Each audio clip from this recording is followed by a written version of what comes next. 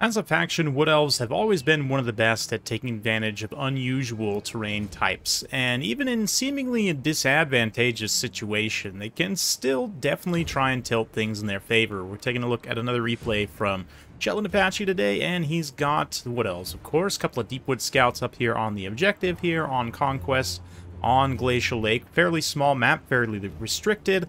I think technically this counts as corner camping from the zombie player here for Vampire Coast, but honestly, it's hard not to on this map. We'll give him a pass for it for this particular battle, especially because Shetland seems prepared. Again, he's got these two Deepwood Scouts.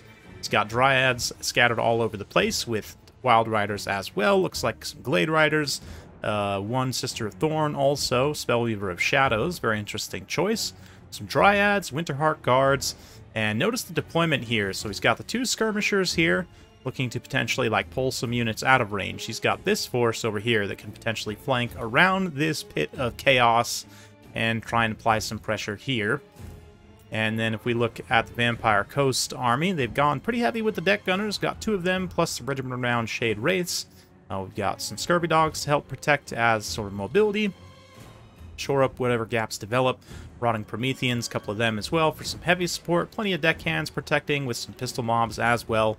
And some handguns. Yeah, like one handgun maybe. But right off the bat, we can see Shetland starting to skirmish a little bit here. He's actually just poking at whatever kind of priority targets he can get in range. And even though these pistol mobs are quite cheap, of course, they're ranged units that can potentially shoot back and do some pretty cost-effective damage. So actually, tactically, not a bad choice to loose a couple of volleys in there and try and do some damage, maybe even pop their leadership so they'll start crumbling, basically getting free damage on them. We'll see. That looks like, yeah, it won't take too much more as they are just zombies, of course. And not even firing a shot. Looks like they might be felled there. On the other side, these Winterheart Guards are taking some pressure from the deck gunner. Shetland realizes he can't necessarily just sit back and take this, so he's going to start advancing his right flank while, again, sort of pulling the Vampire Coast out of position on the left. Does get a zombie to kind of, a few zombies actually, to kind of bite here and come away from this formation. It'll give him a nice, favorable engagement with the Dryads, at least until the guns start firing, and the Crossfire comes in here to deal some pretty serious damage. Of course, they are zombies, so accuracy leaves something to be desired, but still, pretty good damage on the Dryads so far. Nothing overly crazy, but yeah, a little bit of trading back and forth. Thing with the zombies, with Vampire Coast in general, they're very punishing for positioning mistakes because their units are so slow. So all these units that are sort of getting out of position here, it's starting to open up little gaps where these cavalry units waiting in reserve can potentially come in and start to exploit and sort of push up. Of course, we do have the reserve of Scurvy Dogs here, but by developing this pressure on his right flank here, Shetland is starting to perhaps give some juicy bait for them, and we see indeed one sort of cuts and runs up and around this way, perhaps looking to apply some pressure in the back here. The other one's looking perhaps to go out and pressure these archers, so immediately that leaves, again, gaps where these cavalry can potentially come in. Yeah, it looks like the Scurvy Dogs are trying to line up for a rear charge there, which, no, would definitely help. Winterheart Guards are unbreakable, so the leadership aspect isn't going to do anything, but it will kill them faster. And the Dryads and Winterheart Guards here sort of being sacrificed as the follow-up cavalry force on this side is a little bit late, it must be said, for Shetland.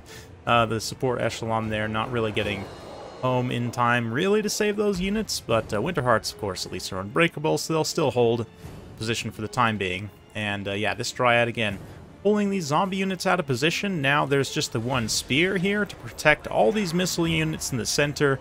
Cavalry come riding up through, and some point-blank damage will be done, but, of course, Blade Riders, Wild Riders going to deliver a pretty decisive charge here. They might have been all kind of over-targeted on one unit rather than spreading it out. That's okay. We've got the other Wild Riders from the other side. Again, exploiting those gaps, getting in and just crushing this missile center for the Vampire Coast. They do respond with the Rotting Prometheans. Handguns and pistols did get impacted there are going to turn and fire, immediately getting charged. Terror does kick in. Shade Wraith Gunners do cause terror as an ethereal unit. That wasn't the case for a long time, but they do now. And that is going to lead to some of these Glade Riders getting terrified away pretty quickly.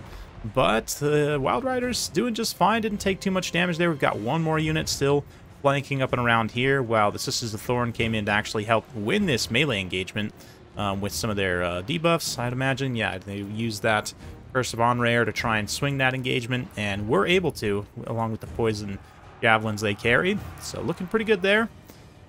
Those Marauding Prometheans might still hold out and win the engagement in the end, but it turned into a little bit of a better trade. The Deepwood Scouts did get hunted down by the Scurvy Dogs here, and lost some models in the process, but surprisingly few, actually. It looks like the Scurvy Dogs' attack orders a little bit misclicked there, which is unfortunate, but the one unit there also trying to kind of move away. We do have one more reserve Dryad as well, and the Spellweaver of Shadows. Not sure, probably just been throwing out long-range Melkoths, honestly. At a distance, not wanting to get close to get shot up.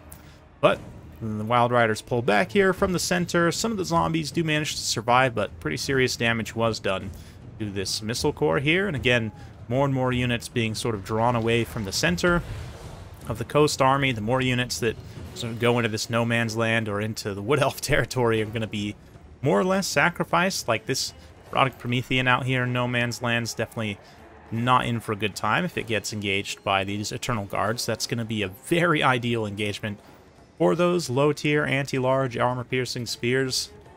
Not the best stats in the world, pretty flimsy HP, and really don't trade well into sort of peer infantry units, but do trade well upwards into large armored units of any cost. So that'll be pretty good there. I say any cost, not all of them to be honest, but still. This Dryad coming in now, full health, is going to soak up a lot of the fire as more units want to advance on this center. You can see the Spellweaver a little bit further forward here, but again, just looking for efficient damage through Melkoth so far. It's already gotten 800 value just from throwing that out, just standing in the back, so definitely good stuff. Lore of Beasts also would have been, again, similar, but I don't think you can actually long-range cast the Flock of Doom, which is, again, main reason to take Melkoths, I think, here. Shetland will probably enlighten us in the comments, but some more fire from the regrouped Deepwood Scouts. The arrows being dropped on the handgun mobs there. Should be able to finish them off. Yep, looks like their leadership is about to pop. We do get some summoned deckhands. Probably going to try and run up and apply some pressure to those Deepwood Scouts. Easily can pull back and away with their speed. Got the Glade Riders regrouping here. Wild Riders looking to get an opportunity come in and shut these missiles down once again. They're just kind of just waiting on the Rotting Prometheans to misposition once again. But yeah, I guess there are 3 units of Prometheans here, which I didn't actually realize, but none of them are that gunnery mobs or the Regiment of Renown, which means they're going to be pretty cost effective, honestly, in providing some nice pressure all around. I guess, yeah. Still, though, relatively low speed means that Wild Riders can outmaneuver them and outposition them. Get a quick charge here, these deckhands, and that's all it takes to shut them down and finish them off. Even charges into the Prometheans themselves, either the side or rear, will do pretty good damage. A little bit of Melkoth there, going to do some damage. Again, nothing too crazy, but every little bit helps when you're trying to deal with these big armored crabs. And we've got Shield of Thorns on the Sisters of Thorn there. Must have just shut something down, but again, the Prometheans moving to engage one cav unit. Another cav unit bypasses them, just outmaneuvers, goes to the other side, and crushes the deck gunners.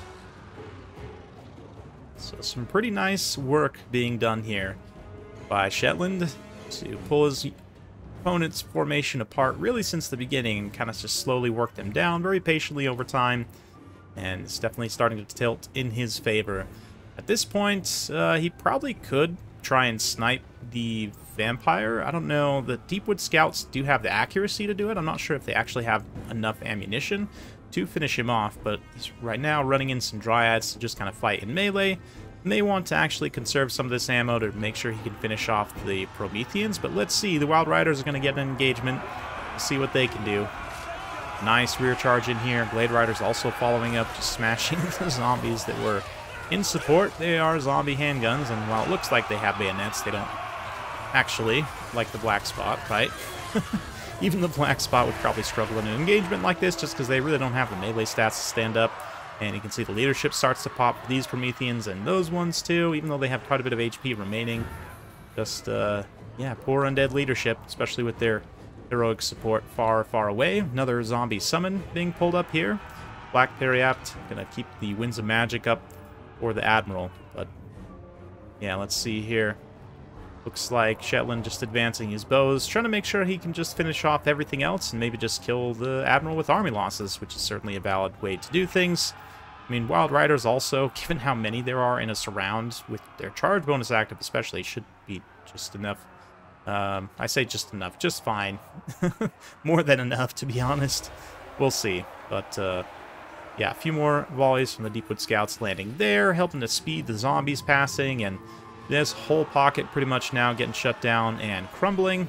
Yeah, I think the cavalry probably would have been enough to kill the crabs. But, you know, Shetland maybe just being honorable, not wanting to egregiously Lord Snipe, although I wouldn't say that's egregious, especially in the late game stage.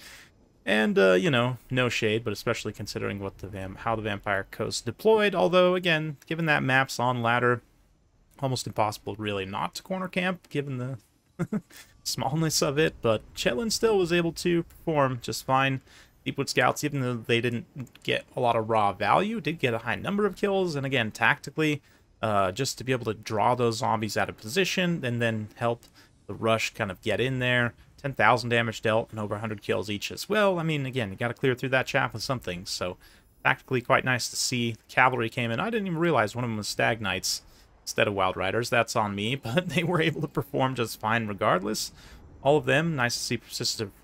Sisters of Thorn, also 10,000 damage dealt. Pretty good stuff. 10,000 on those Wild Riders, 11,000 there. So just nice DPS. The one Eternal Guard also 700 value, trading upwards into those Prometheans. Pretty good stuff overall.